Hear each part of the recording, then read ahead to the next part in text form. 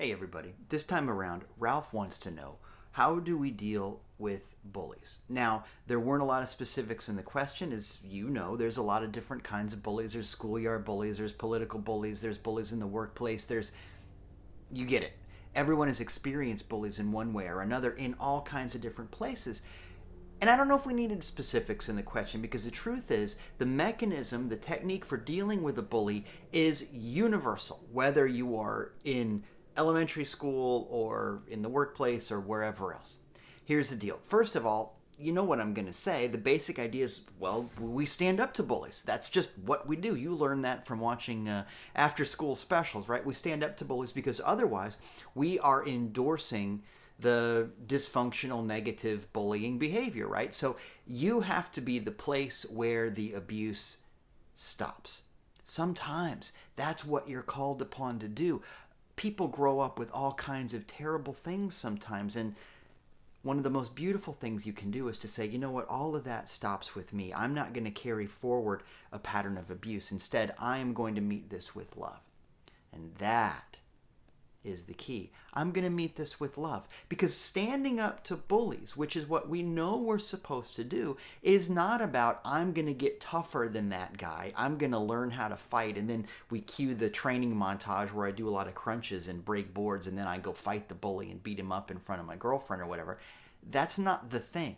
It works really well for an 80s movie, but out in real life, in the modern age, that's not how we do it. Fighting fire with fire is not the answer. We're not here to get stronger than the bully, because you know darn well that makes you a bully too. It does not stop the dysfunctional behavior. And once again, your job as far as dealing with bullies is the dysfunctional behavior has to stop, and you have to meet it with love. And so learning how to fight harder and yell louder and get bigger doesn't meet it with love and doesn't stop the behavior. So it doesn't meet either of the criteria. So let's quit that, okay?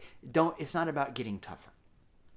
Instead, understand, first of all, that as you probably know, there is a way to look at the root of the behavior. It's not about the outer action, ever. There is a motivating feeling, a motivating inner connection, a motivating thought, something on the inside. And until we deal with that inner thing, the outer behavior, the outer repercussions are going to continue to echo forever until you deal with the inside thing. Every part of life is like that, right? So this is no different. You know as well as I do that at the core of the bullying ethos is the idea of fear. I'm afraid that people will think I'm no good. I'm afraid of being alone. I'm afraid of being less than. I'm afraid of, you name it. When people act in a bullying way, they are acting out of a profound fear. And so the answer in part is to start with the acknowledgement of, okay, I see that you're afraid. And in the same way that if a child were to run to you because they were afraid of a thunderstorm, or if something scary happened and you would comfort the child, obviously you don't do some of those same outer behaviors with a big strong bully or whatever. But think about the way that you feel when a child comes running to you. Think about that kind of a situation. Think about what you would do. Think about how you would think, how you would react, how you would behold that child, and start to behold the bully in that way. Look, honey, I see that you're afraid, and we're not going to do this behavior, whatever it is. But we are going to stop doing that because love has to happen here, and love is the opposite of fear. At the end of the day, it has to do with remembering that people behave in a bullying way, not because of you in any way. This is their own internal storm acting out. If you're walking around, you're wearing your corona mask like you're supposed to, like you're doing in a responsible way, there are people who don't want to wear the mask, who might say something to you, who might feel funny about it. And it's not really about you. It's that your presence doing the right thing, the responsible thing, challenges them and reminds them that there's some things they don't want to look at. They're afraid and they want to pretend like they're not. They don't want to have to deal with the fear of the corona stuff, and so they're pretending like it's not happening, right? That kind of a thing. If you decide to be a vegetarian and you go to a family reunion and there's a bunch of people that want to serve ribs, you're not hurting them, but they might feel challenged or even judged by the fact that you are choosing a different path. Hopefully you're not being a jerk about it, right? Because that's the other side of bullying.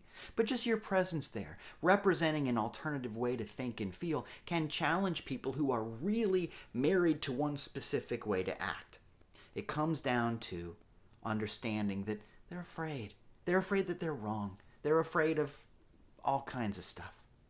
The answer to fear is love. Now, sometimes it's tricky to love somebody who's frankly acting like a jerk. There are ways.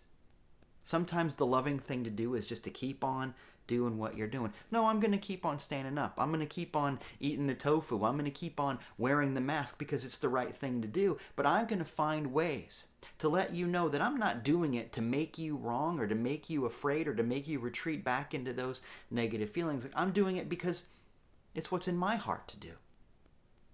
I want to create a world where you can do what's in your heart too, instead of running from it and being afraid.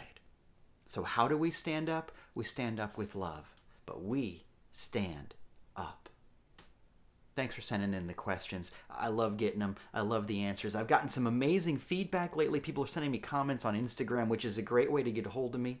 If you want to ask a question, you can email me and all that, but the greatest way is to post your Instagram post or your tweet with the hashtag AskDieter, all one word, AskDieter. I'm watching.